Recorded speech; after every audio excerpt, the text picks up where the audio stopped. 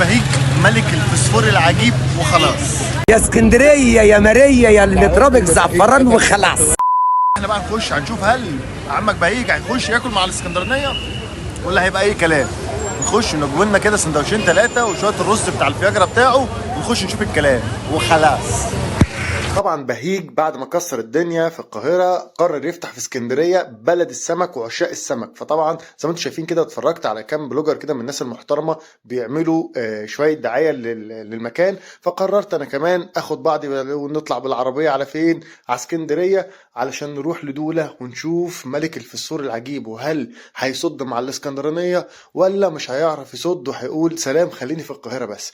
جبنا طبعا الاكل زي ما انتم شايفين كده، طبعا بانه هو ما عندوش اصلا مكان تقعد فيه فقررنا نطلع نقعد على البحر ونبدا نقول بسم الله الرحمن الرحيم.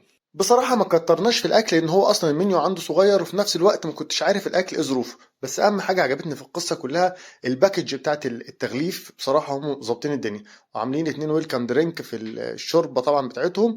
وطلبنا علبه رز فياجرا هناخده واحده واحده ونبدا بالشرب. وطبعا بما ان انا عديت الترام وطلعت على البحر فانا كنت حاسس ان الشوربه هتبرد، بس طلعت هم مغلفينها كويس وتمام. الشوربه بقى لا هي الشوربه الحمراء بتاعت الجمبري ولا هي شوربه الكريمه.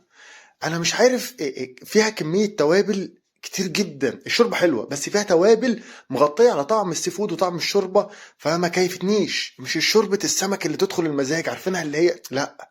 فنخش بقى على ايه؟ على الرز.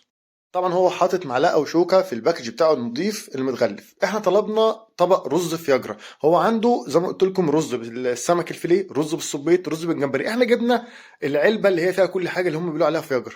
فطبعا زي ما انتم شايفين كده فيها كام حبايه جمبري حلوين، فيها قطعتين فياجرا اللي هم بيقولوا عليها الفيليه المشوي زي ما انتم شايفين كده، وواحدتين 3 صبيط. ونقول بسم الله الرحمن الرحيم. وانا بحب لما اجي اكل ابدا بالحاجات اللي هي فيها ميكسات. اكل الرز الاول. الرز انا كنت شايفه مفلفل الى حد ما، طبعا في شويه بصل وكده، وبصراحه الرز حلو.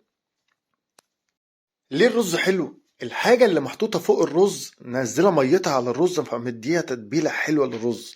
طعم الجمبري والسمك والصبيط الميه بتاعتهم نازله على الرز مع الرز الصياديه بتاع اسكندرانيه، فهو مدي الرز طعم حلو.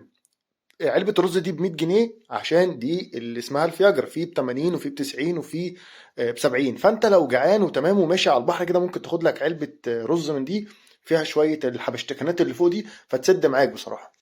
واللي اكتشفته في المحل ان هو ما بيبيعش سمك، يعني ما تروحش تاخد منه 2 كيلو سمك بوري 2 سمك دينيس، لا هو بيبيع سندوتشات وحاجات تيك اواي علشان خاطر على ما اعتقد ان هو حاسس ان هو مش هيعرف يسد مع الاسكندرانية فهو شغال في حتة التيك اواي دي. نيجي بقى للسندوتشات، في فينو وفي بلدي. فانا قلت لا يا عم ما تسترخص وخد ايه البلدي هيبقى حلو.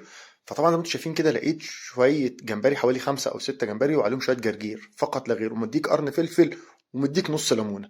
فنقول ماشي، حطينا نص الليمونه ونقول بسم الله الرحمن الرحيم ونجرب شويه الطحين عليهم ونقول بسم الله الرحمن الرحيم.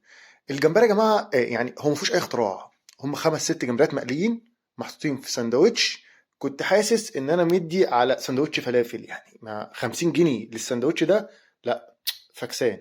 سندوتش ما فيهوش اي اختراع عادي خالص، وب 50 جنيه شايفه كتير. لا فكسان السندوتش الجمبري ده يا عم عادي اي كلام. مش عارف، حاسس ان انا باكل سندوتش فلافل. فكسان ده يا عم عادي. الدين اللي بعده نخش بقى على سندوتش الفيليه. سندوتش الفيليه نفس القصه ونفس الحجم، بس الفيليه كان مشوي وانا بصراحه كان عاجبني طعم الفيليه وهو في الرز. يعني الفيليه المشوي ده حطينا نص الليمونه ونقول بسم الله الرحمن الرحيم وكلناه بقى. بصراحه هو سندوتش معقول ب 45 جنيه، فلا تحيه لعم عادل.